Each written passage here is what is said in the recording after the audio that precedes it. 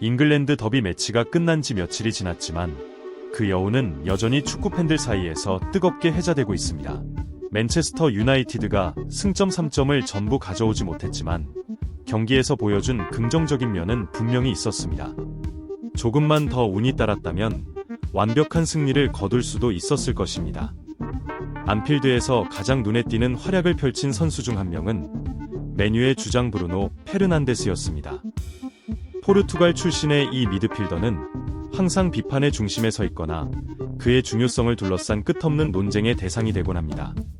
루벤 아모림 감독 체제에서도 마찬가지였습니다. 하지만 부인할 수 없는 사실은 브루노 페르난데스가 항상 동료들에게 결정적인 찬스를 만들어주는 키패스를 만들어낸다는 점입니다.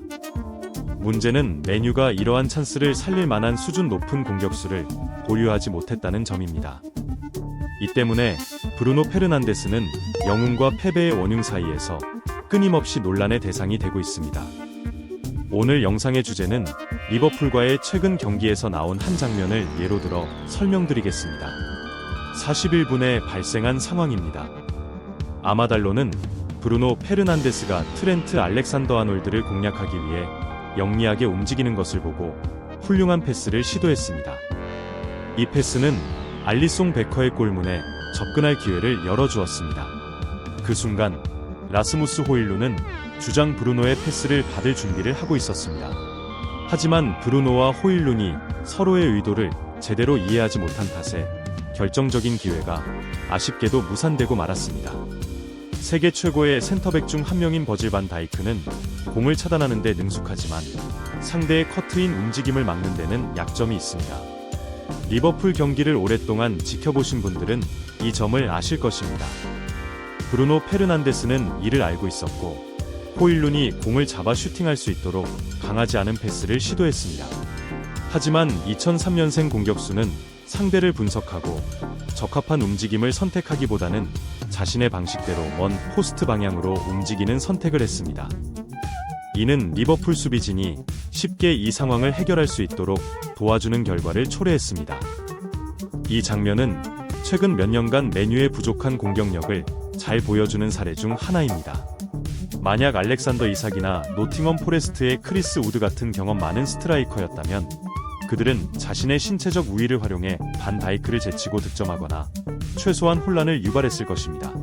라스무스 호일룬은 충분한 공간과 시간을 가지고 최적의 위치를 잡을 수 있었고 브루노의 패스에 반응할 수 있는 속도도 갖추고 있었습니다. 하지만 결국 브루노 페르난데스는 9살 어린 동료에게 적절한 움직임을 설명하려 애쓸 뿐이었습니다.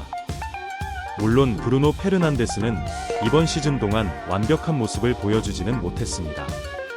때로는 성급하고 미숙한 판단으로 위험한 상황을 초래하기도 했습니다. 하지만 스포르팅 리스본 출신 미드필더의 중요성은 부정할 수 없습니다. 어떤 감독 아래에서도 그는 항상 팀의 필수적인 역할을 해왔습니다. 그의 전체 커리어와 이번 시즌의 경기력을 살펴보면 브루노 페르난데스는 항상 쇼키 패스에서 뛰어난 비율을 보여줬습니다. 현재 통계로는 쇼키 패스 39회, 롱키 패스 4회로 약 10배 차이가 납니다. 이는 1994년생 미드필더가 만들어낸 짧은 패스에 결정적인 기회를 잘 보여주는 인상적인 수치입니다.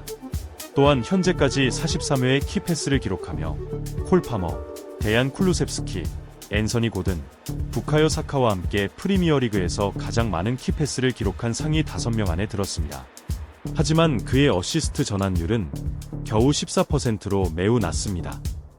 이는 주로 공격수들의 결정력 부족에서 비롯된 결과입니다.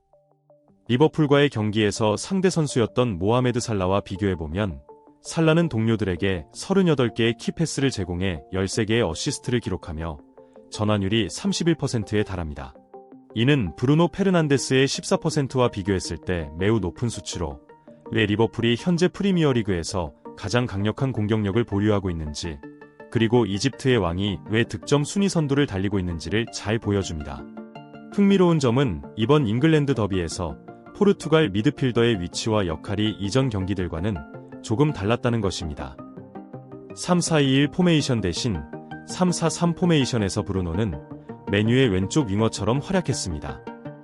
이는 리버풀 수비진의 치명적인 약점인 알렉산더 아놀드의 위치를 공략하려는 루벤 아모림 감독의 전략에서 비롯된 것입니다. 스포르팅 리스본 출신의 이 미드필더는 영리한 움직임으로 리버풀의 수비를 혼란에 빠뜨렸고, 모하메드 살라와 라이언 흐라벤베르흐가 자신을 견제하는 틈을 타리산드로 마르티네스에게 어시스트를 제공하며 선제골을 만들어냈습니다. 알레한드로 가르나초가 교체 투입된 이후에는 브루노 페르난데스가 리버풀 수비의 문제점을 간파하고 가르나초에게 똑똑한 스루 패스를 여러 차례 제공하며 아마달로의 동점골을 이끌어냈습니다. 일부에서는 브루노가 부정확한 패스를 자주 시도하거나 동료들을 곤란하게 만드는 움직임을 한다고 비판합니다. 하지만 실제로는 많은 경우 동료 선수들이 그의 의도를 제대로 이해하지 못해 상황을 어렵게 만드는 경우가 많습니다. 예를 들어 영상 초반에 언급했던 라스무스 호일룬의 크로스 상황에서 만약 그가 컷인 동작을 정확히 수행했다면 전반전에 이미 골이 나왔을지도 모릅니다. 혹은 가르나초와 조야 조르지 같은 선수들이 빈 공간을 활용하지 못해 브루노의 패스가 무의미해진 경우도 있었습니다. 그렇기에 브루노 페르난데스의 기복 있는 경기력이나 때때로 불안정한 플레이에도 불구하고 그가 경기장에서 메뉴의 공격에 미치는 영향은 매우 큽니다. 그는 열정적이고 에너지가 넘치는 선수로 메뉴에게 없어서는 안 될 존재입니다. 문제는 여전히 메뉴가 고품질이 공격수를 보유하지 못하고 있다는 점입니다. 만약 더 나은 공격수를 갖추고 있었다면 브루노 페르난데스가 이토록 많은 비판을 받지는 않았을 것입니다. 현재 라스무스 호일룬과 조야 조르지의 경기력을 보면 팬들은 실망할 수밖에 없습니다. 아무리 많은 키패스를 만들어도 골로 전환되지 않는다면 결국 무의미한 수치에 그칠 뿐입니다. 물론 브루노 페르난데스도 이번 시즌 결정적인 순간에 골을 놓친 경우가 없지 않습니다. 하지만 그에게 창의적인 패스와 득점을 모두 요구하는 것은 비현실적입니다. 루벤 아모림 감독의 시스템과 얼마나 잘 맞는지는 별개로 브루노에게 적합한 공격수가 제공된다면 메뉴의 문제점이 무엇인지 더 명확히 알 수 있을 것입니다.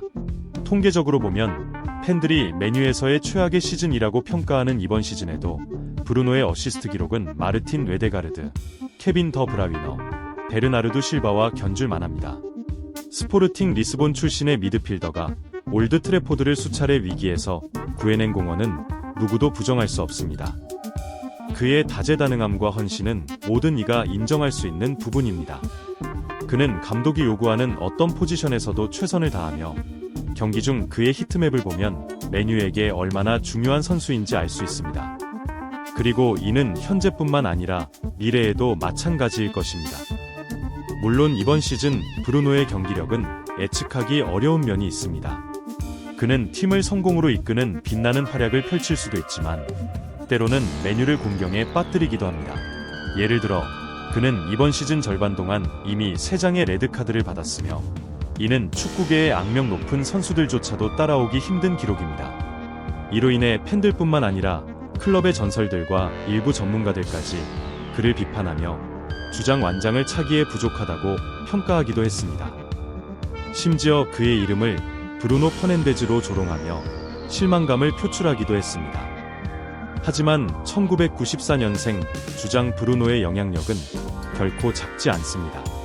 대표적으로 앤서니 엘랑가는 브루노가 자신의 커리어에 미친 영향을 이렇게 말했습니다. 저는 여전히 브루노 페르난데스와 대화를 나눕니다. 그는 오늘날의 저를 만들어준 가장 중요한 선수입니다. 아카데미에 있을 때 저를 많이 도와줬고 메뉴를 떠난 지금도 계속 연락을 주고받는 사람이죠. 리버풀전에서 제가 어시스트를 기록했을 때 그는 축하 메시지를 보내왔습니다. 그래서 제가 그 어시스트 봤어요? 라고 물었더니 그는 그럼 봤지. 정말 잘했어. 라고 답했습니다. 과거의 웨인 루니처럼 브루노 페르난데스도 팀을 위해 많은 것을 희생하며 팬들로부터 수많은 비판을 받고 있습니다. 현재 브루노는 메뉴가 패배할 때마다 비난의 화살을 받는 대표적인 선수 중 한 명입니다. 다시 말해 그는 개인의 영광을 희생하면서도 팀을 위해 헌신하며 오직 승리를 목표로 뛰는 선수입니다. 30세의 미드필더는 최근 인터뷰에서 맨체스터 유나이티드의 가장 큰 문제는 안정적인 경기력 유지와 항상 잉글랜드 더비 같은 투지로 경기에 임하는 것이라고 솔직히 인정했습니다. 이 말을 듣기에는 냉정하게 들릴 수 있지만 이를 해결하지 못한다면 팀이 순위표에서 성적을 개선하기는 어려울 것입니다. 물론 브루노 페르난데스의 심리 상태나 경기 중 행동은 때때로 팬들에게 불편함을 주거나 팀의 불리한 상황을 초래하기도 합니다.